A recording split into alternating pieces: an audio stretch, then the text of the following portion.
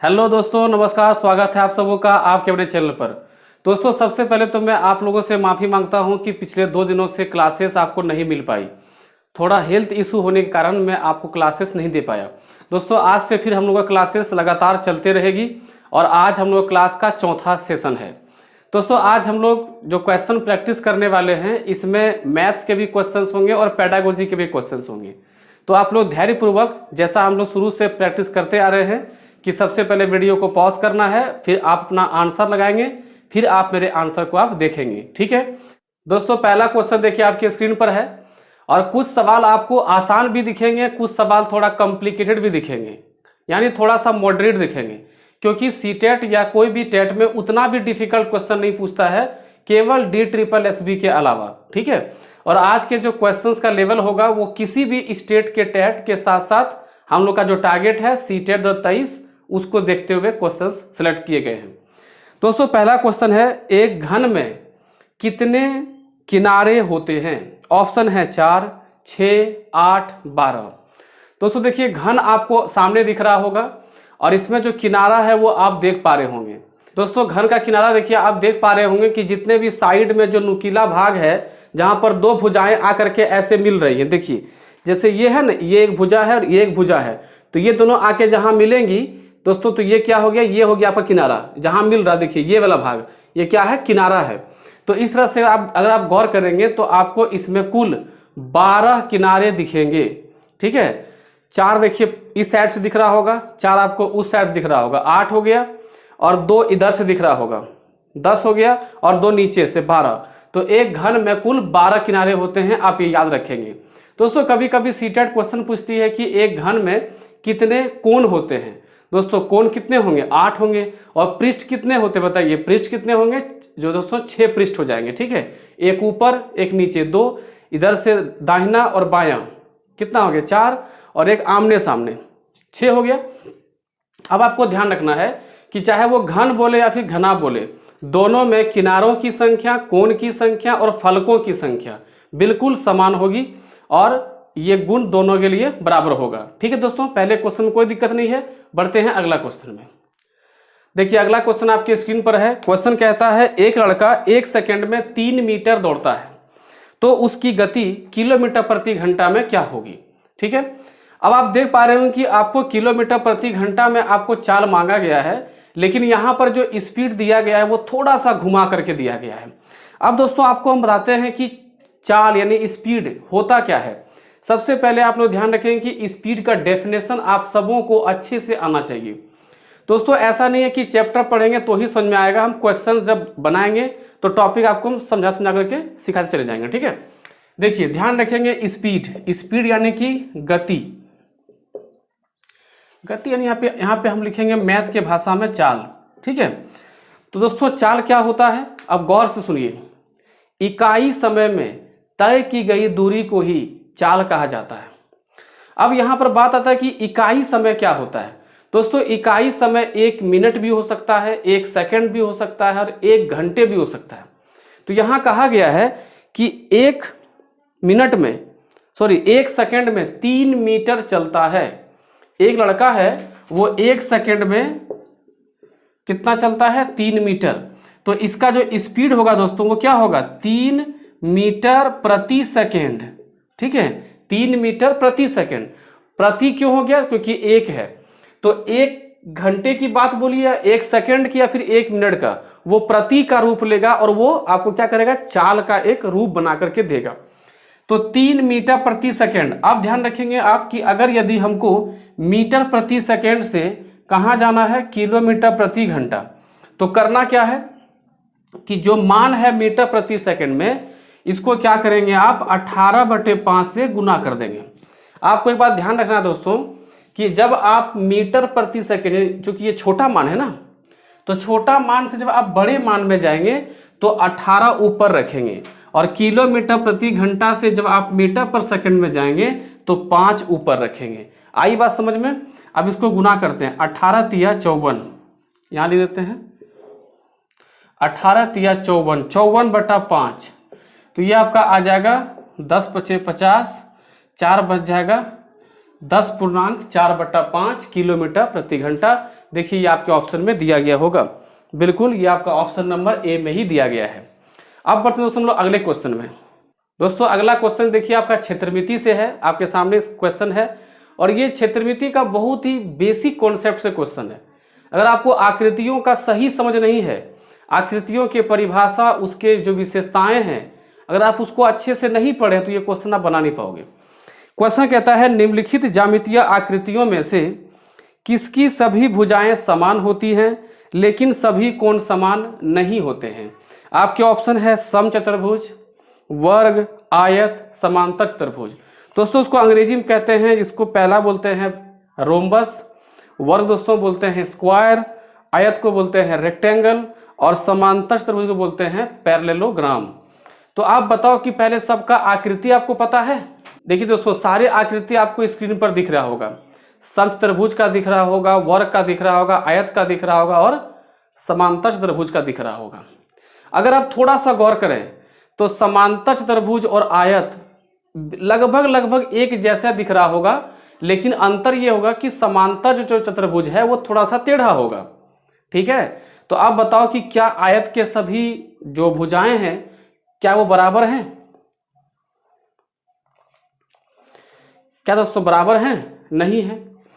अब ये बताओ कि क्या समांतर चतुर्भुज अगर यदि आयत से ही बना हुआ है, देखो है कैसा आयत, जैसे मान लो ये बोर्ड देख लो, ये बोर्ड दोस्तों कैसा है, आयताकार है। इसको यहाँ पे कोना पे अगर एक बार खींच के धक्का लगा दें, जैसे इस तरह से बना हुआ आयत ना, उसका इस कोना पे खींच के एक धक्का मार दें तो वो दोस्तों कैसा बन जाएगा, टेढ़ा हो जाएगा। और अगर टेढ़ा होगा तो क्या हो जाएगा, समांतर चतुर्भुज हो जाएगा। तो जिस प्रकार से आयत के सभी भुजाएं बराबर नहीं होती हैं, क्योंकि आमने सामने होता बराबर, तो समांतर में भी आमने सामने की भुजाएं बराबर होती हैं। ठीक है, और यहाँ पर सभी कोण इसके क्या होते हैं, बराबर होते हैं।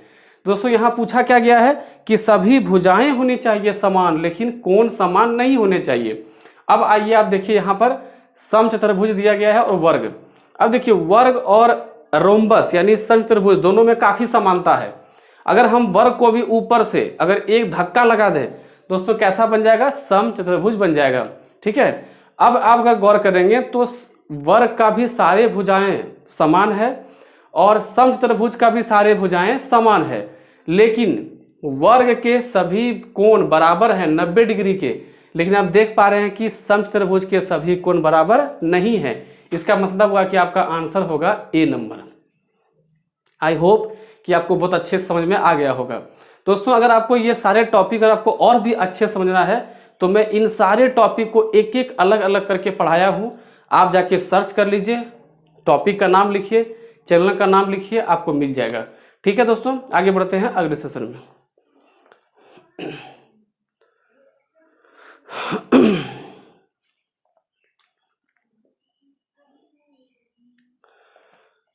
दोस्तों अगला सवाल देखिए, बहुत ही बेसिक सा सवाल है।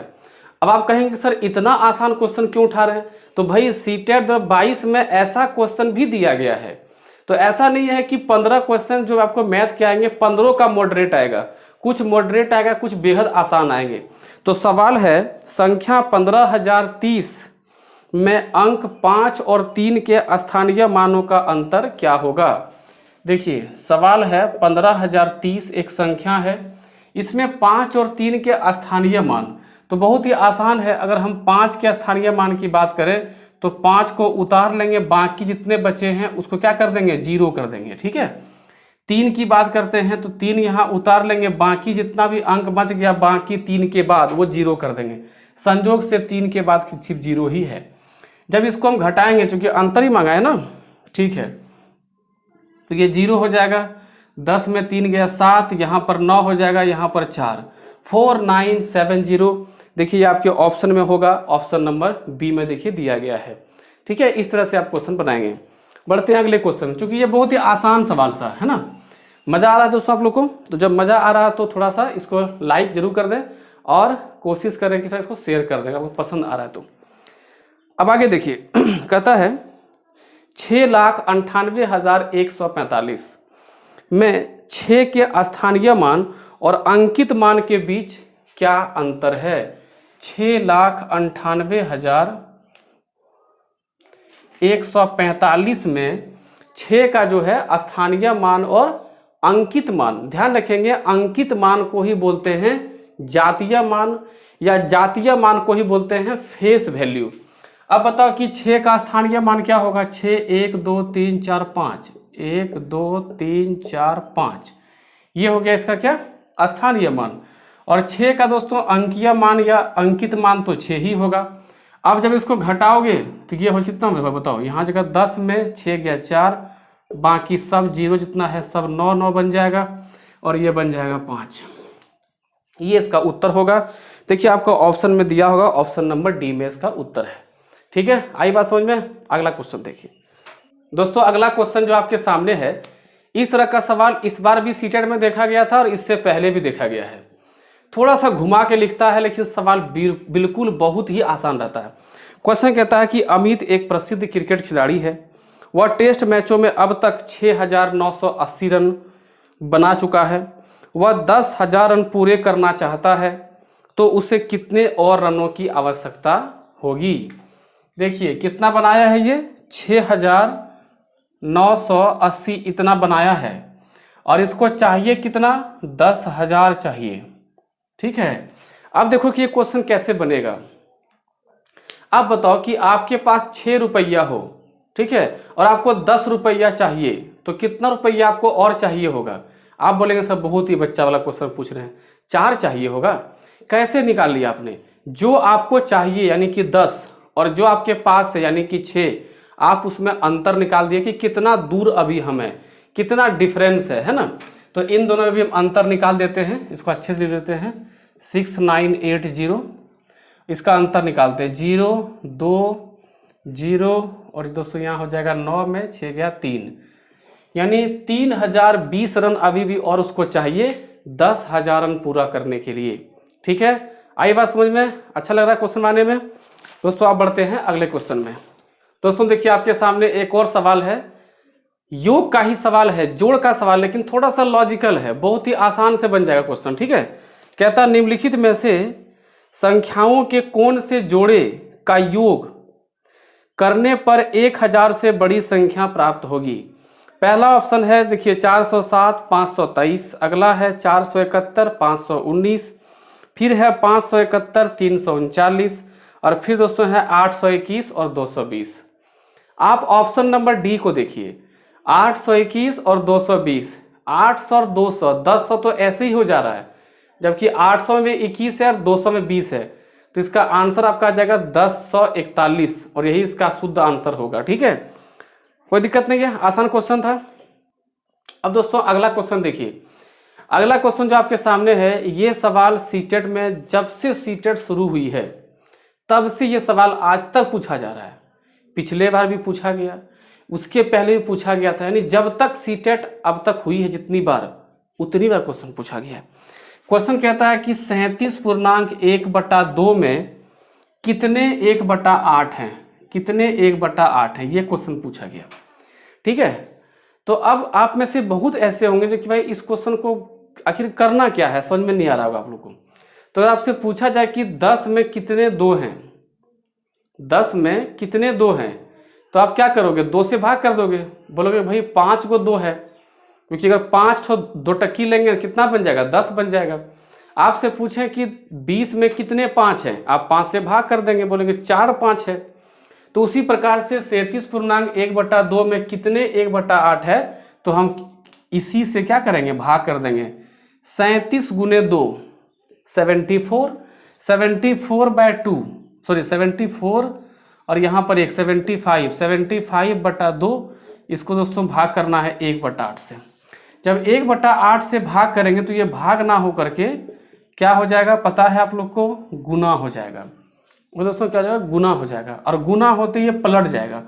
2 से काटोगे 4 बार में, तो 75 गुने 4 दोस्तों होता है 300। ठीक है, कितना दोस्तों होता है? 300। तो ये आपका आंसर हो जाएगा 300। दोस्तों इस क्वेश्चन के ऑप्शन में एक ऑप्शन इनमें से कोई नहीं भी दिया है, तो ये इसका उत्तर होगा इनमें से कोई नहीं।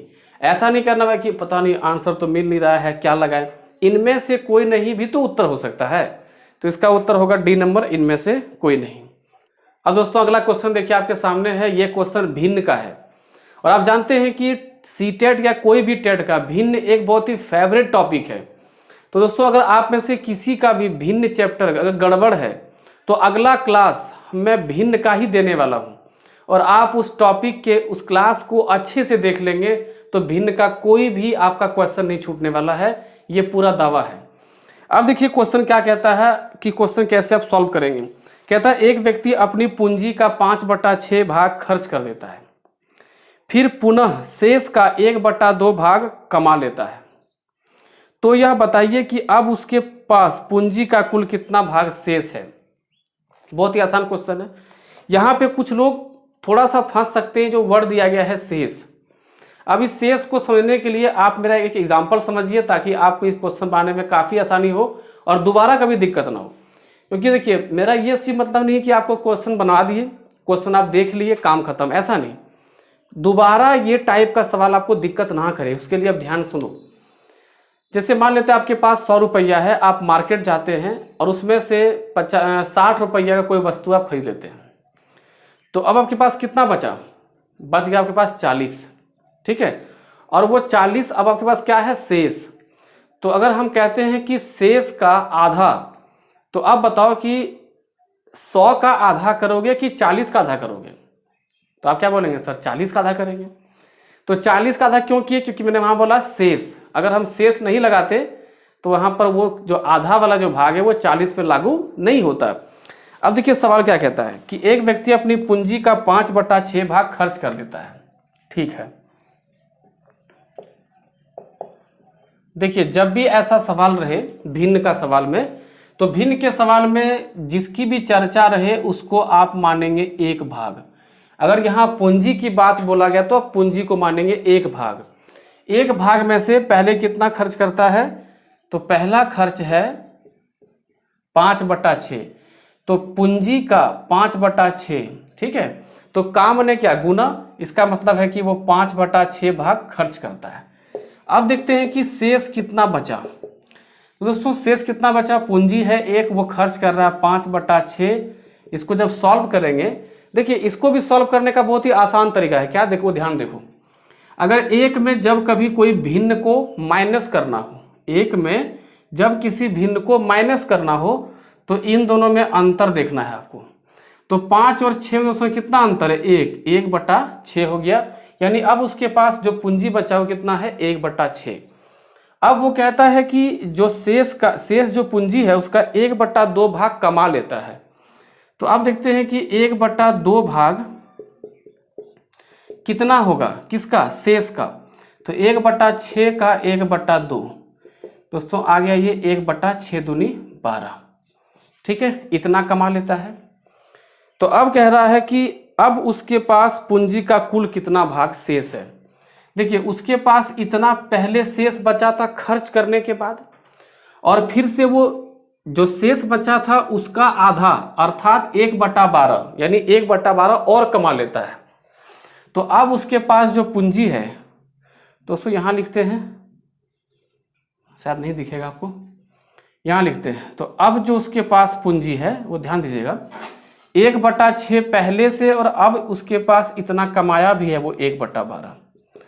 अगर गौर करें तो 6 और 12 दोनों आपस के पहाड़ा में है। तो आप क्या करेंगे? यहाँ पे 12 कर लेंगे एलसीएम, ठीक है। 6 से भाग करोगे 2 बार में, 2 ऊपर आएगा तो 1 से गुना होगा। 12 से काटोगे 1 बार में, ऊपर 1 से गुना होगा 1। तो दोस्तों ये कितना आ गया? 2 और 1 3, 3/12। इसको जब काटोगे तो यह आ जाएगा 1/4, यानी अब उसके पास 1/4 भाग कुल शेष बचा हुआ है। देख लीजिए आप बढ़िया से कैलकुलेशन, आप चाहें तो इसका स्क्रीनशॉट भी ले सकते हैं। तो ये रहा आपका क्वेश्चन का आंसर, ऑप्शन नंबर सी। ध्यान रखिएगा दोस्तों कि आपका जो भिन्न टॉपिक है, देखिए आपके लिए कुछ टॉपिक बहुत इंपॉर्टेंट बन जाता है। एक तो भिन्न, अनुपात, एलसीएम एचसीएफ, क्षेत्रमिति, उसके बाद ज्यामिति और नंबर सिस्टम। ये सारे टॉपिक में एक एक करके टॉपिक बाय टॉपिक पढ़ाने वाला हूँ बहुत जल्द। तो आप लोग बने रहिए और चैनल से जुड़े रहिए। आपको सारे टॉपिक मैं खुद यहाँ पे फ्री में कराऊंगा, कोई दिक्कत नहीं है, ठीक है। आइए बढ़ते हैं अगले क्वेश्चन में। दोस्तों अगला क्वेश्चन देखिए, इस तरह का सवाल, यानी खुद ये इस टाइप का सवाल नहीं, यही सवाल इस बार भी क्वेश्चन पूछा गया था, सीटेट 2022 से पूछा गया था। एक दिन में कितने सेकंड होते हैं? ऑप्शन है 8640, उसके बाद है आपका 51,84,000, फिर है 1440, फिर है 86,400। तो दोस्तों आप एक चीज जानते होंगे कि 1440 एक दिन के अंदर में मिनटों की संख्या होती है, पता है ना। अगर हम एक दिन की बात करें तो एक दिन में दोस्तों कितने घंटे हो जाते हैं? 24 घंटे। अगर हम 24 को 60 से अगर हम गुना कर दें तो दोस्तों क्या हो जाएगा? मिनट में चेंज हो जाएगा, तो ये हो जाएगा 1440, ये हो जाएगा मिनटों की संख्या। अगर हमको सेकंड की संख्या निकालनी है तो हम यहाँ से क्या करेंगे? 60 से गुना कर देंगे। अगर हम मिनट को 60 से गुना कर देंगे तो दोस्तों कहाँ जाएगा? सेकंड में। अब अगर आपको थोड़ा सा भी, अगर आपको दिमाग ठीक ठाक है, अगर आपको IQ थोड़ा ठीक ठाक है आपका, तो आपको यहाँ से गुना नहीं करना पड़ेगा। बोलो क्यों? देखिए आपका जो चारों ऑप्शन दिया गया आपके सामने, तो चारों ऑप्शन में से केवल डी नंबर का ऑप्शन में 2 जीरो है, बाकी 2 में तो ए और सी में तो 1-1 जीरो है, देख पा रहे हैं, और बी में आपके पास 3-3 जीरो है। इसका मतलब कि इसका सीधे आंसर आप लगा सकते थे डी नंबर, ठीक है। बाकी गुना भी कर लो, 6 चौक 24 और 86, यहाँ पर 00 आ जाएगा, ठीक है। ये आपका आंसर हो गया। तो आपको एग्जाम में केवल ये नहीं देखना है कि हमको सॉल्व करना है सवाल को, कैलकुलेट करना नहीं, कैलकुलेशन स्मार्टली करना है, ये भी ध्यान रखना है। स्मार्ट तरीका होना चाहिए आपका। अब दोस्तों अगला क्वेश्चन देखिए। अगला क्वेश्चन जो है ये भी एक नंबर के परिचय से सवाल है कि नंबर को कितने अच्छे से आप जो है पहचानते हैं। क्वेश्चन पहला देखिए सारे संख्या आपके सामने दिया गया है। अब इसमें से ढूंढना है कि कौन सी संख्या सबसे न्यूनतम यानी छोटी है। देखिए आपके सामने हम यहाँ पे संख्या लिख भी दे रहे हैं और ताकि आपको हम अच्छे से समझा सकें।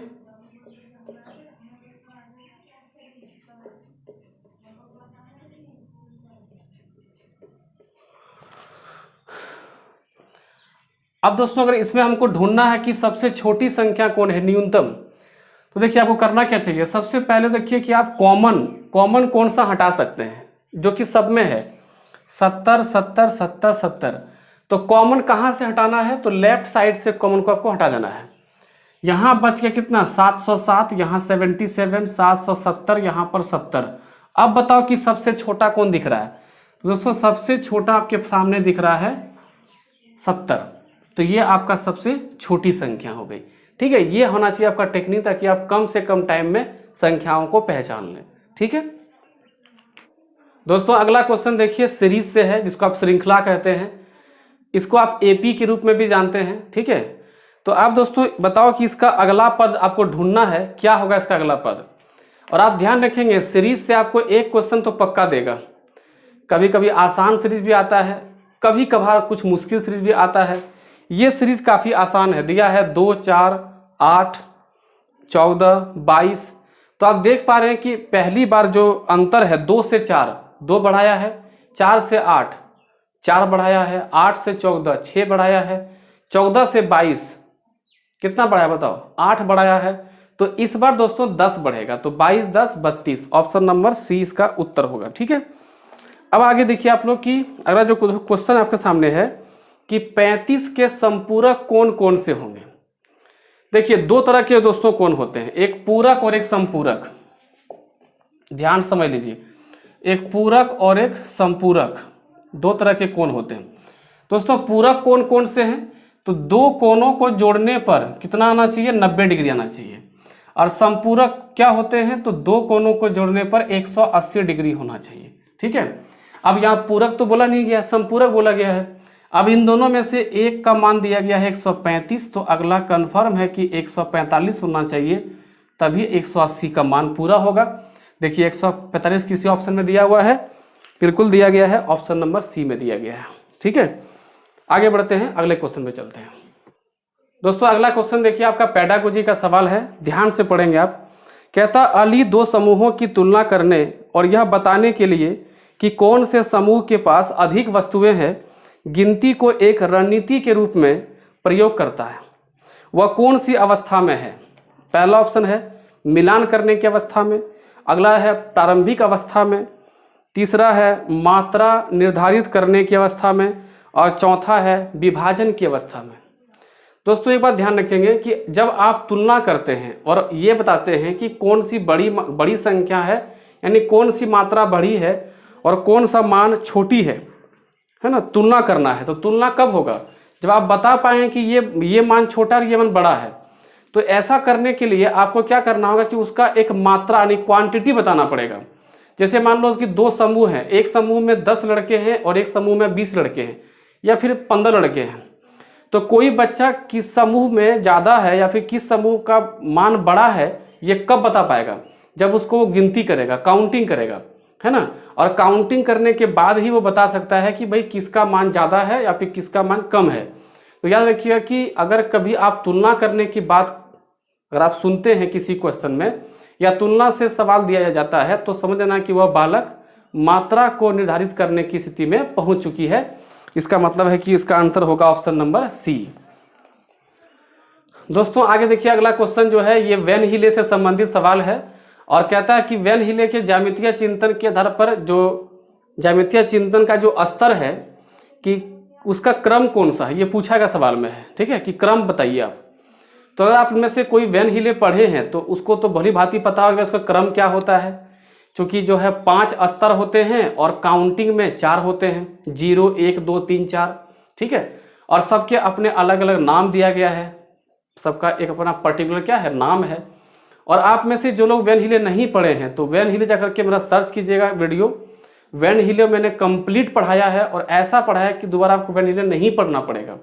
और उसका क्वेश्चन भी मैंने कराया है एक अलग वीडियो में सेपरेट। ठीक है दोस्तों, वैन हिले का जो सबसे पहला स्तर होता है स्तर 0। दोस्तों स्तर 0 का देखिए 2 तरह का नाम है। एक होता है चाक्षुषीकरण यानी कि नेत्रों से देखना, और एक होता है मानस दर्शन। ठीक है, यहाँ पर कौन सा नाम दिया है देखिए, तो यहाँ दिया है मानसिक चित्रण, वही बात हुआ मानस दर्शन। तो सबसे फर्स्ट दोस्तों क्या हो गया, मानस दर्शन या फिर मानसिक दर्शन। अब दोस्तों स्तर 1 याद रखिएगा, स्तर 1 में क्या करता है कि जब बच्चा देखना सीख जाता है तो अब उसके पीछे वो सोचना शुरू करता है कि भाई ये आकृति में क्या क्या विशेषताएं हैं, क्या हो सकती है। तो उसी में बच्चा क्या करता है, विश्लेषण करना शुरू कर देता है। बच्चा उस आकृति के बारे में सोचना समझना शुरू करता है।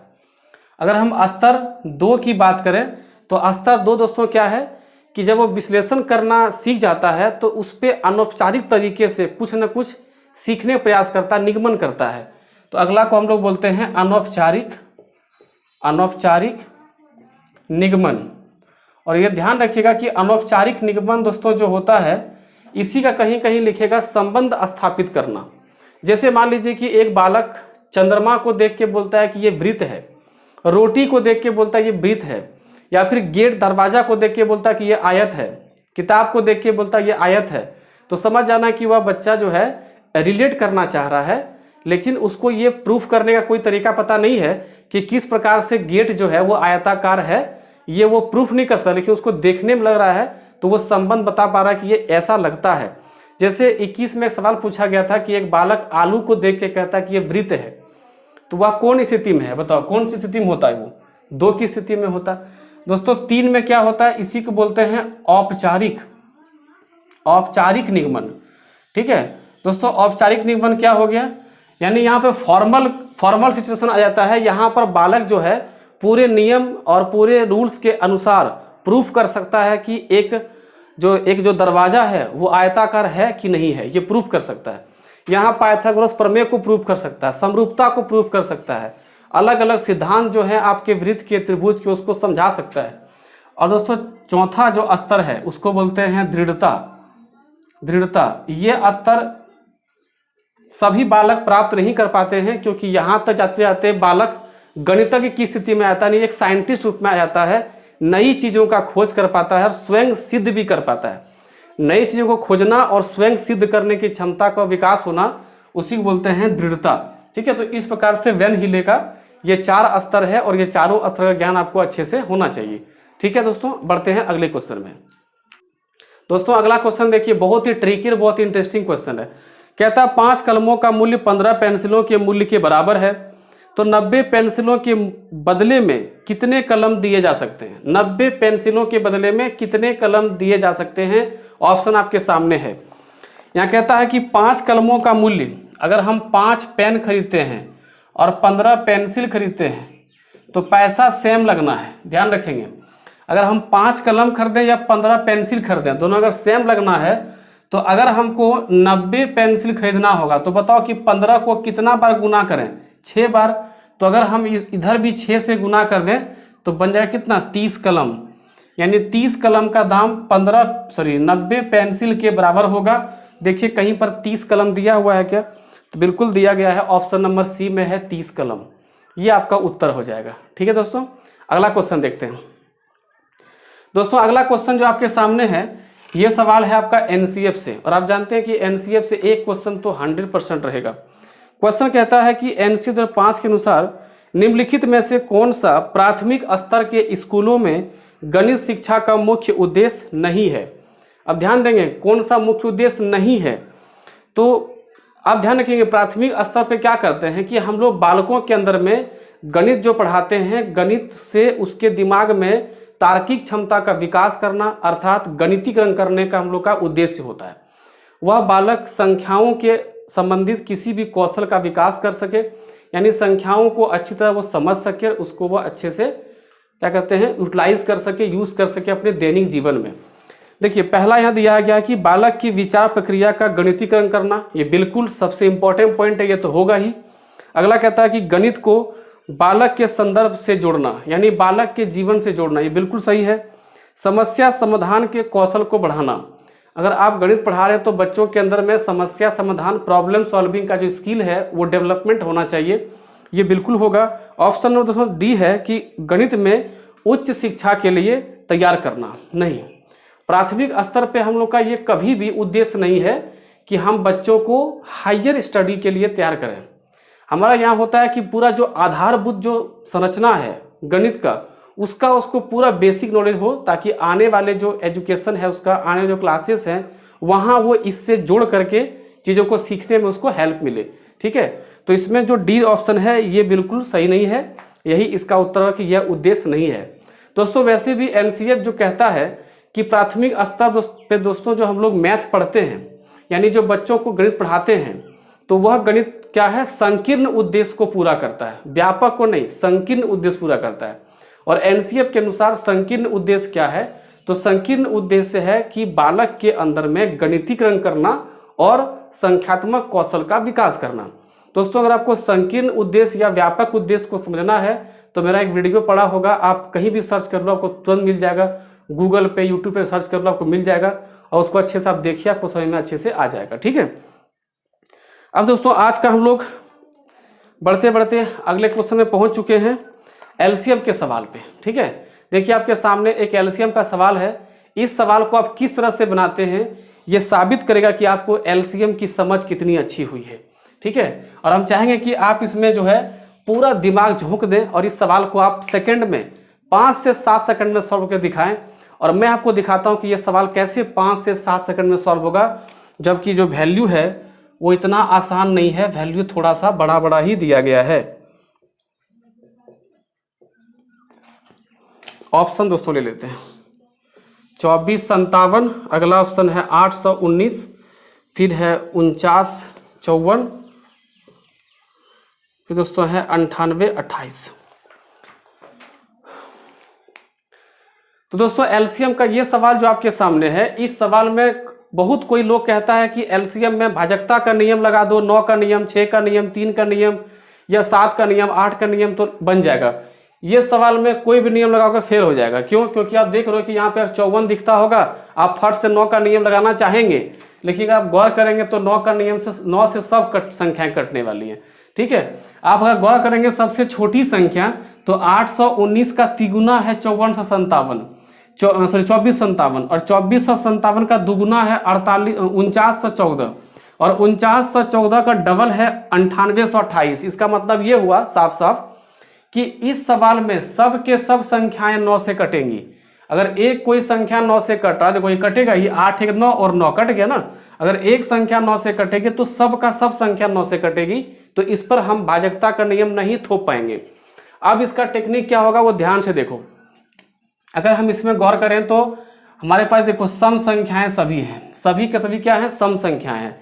तो सम संख्याओं का एलसीएम कभी भी विषम संख्या नहीं हो सकता, यानी इसका मतलब ये दोनों का दोनों आंसर नहीं होगा। अब बात आता है 4914 की 9828। दोस्तों जब ये दोनों आपस में जुड़ा हुआ है, 4914 का ही डबल कितना है 9828। इसका मतलब है कि अगर हम एलसीएम अब चुनना चाहें इन दोनों में तो छोटी संख्या कौन सी है, 4914 है, यही हमारा जो है एलसीएम हो जाएगा। बाकी कुछ भी करने का अस्तर नहीं है, सीधे मार देंगे उत्तर।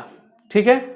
अब दोस्तों आपके सामने एक सवाल है जो कि पेडागोजी से सवाल है, और यह सवाल है गणित के यानी गणित अध्ययन के सामग्री यानी गणित अध्ययन के साधन से सवाल है कि गणित पढ़ाते समय कौन कौन से साधन का प्रयोग करते हैं, यानी कौन कौन सा वस्तुओं का प्रयोग करते हैं जिससे हम बच्चों के अंदर में गणित कौशल का अच्छे से विकास कर सकें।